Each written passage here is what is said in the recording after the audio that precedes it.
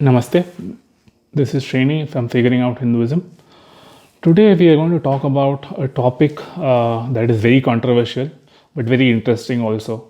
And for parents of toddlers and babies, it's a reality. So we are going to talk about evil eye, uh, uh, something that is called as nazar in Hindi, and in South Indian languages it is called as drishti.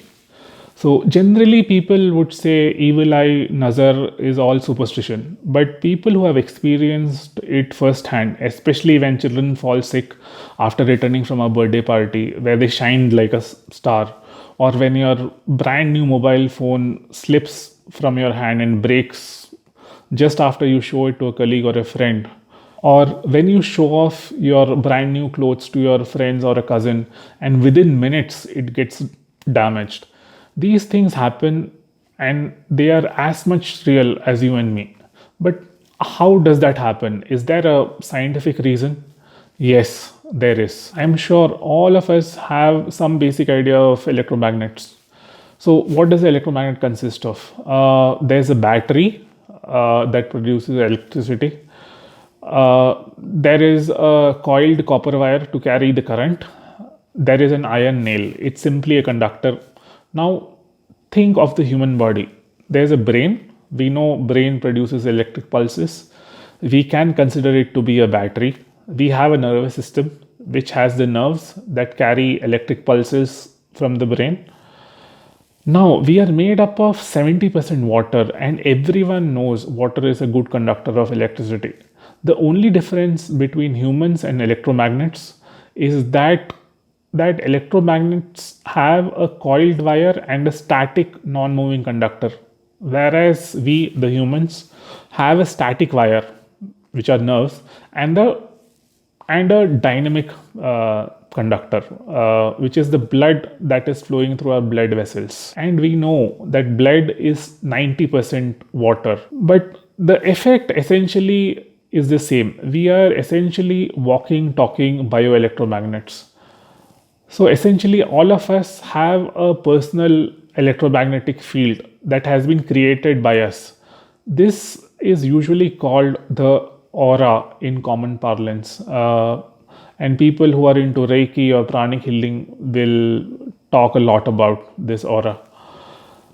The next thing that we need to understand is magnetic interference. Calm down.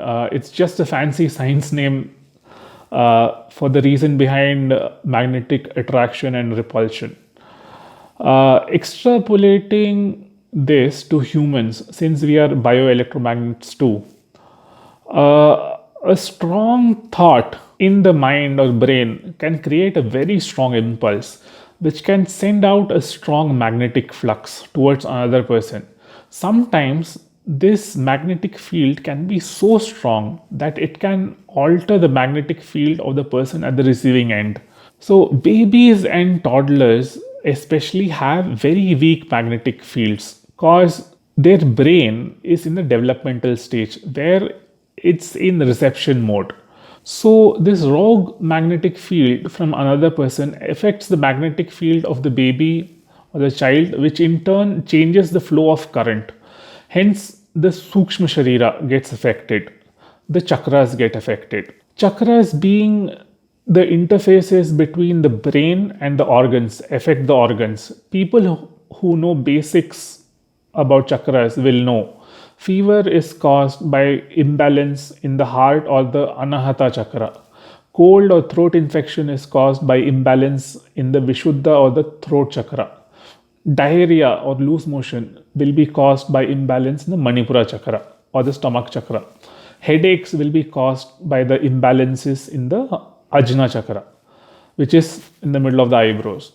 So, if you want to know more about the Sukshma Sharira and the physical body, we will post the links to our videos about the same in the comment section. So you can please go and take a look at that. Once it happens, how do you remove this effect? So, first thing is you will need to make all the people in your home sit facing east and light camphor and circumambulate throughout your house and show the light of the burning camphor to all nooks and corners of your house.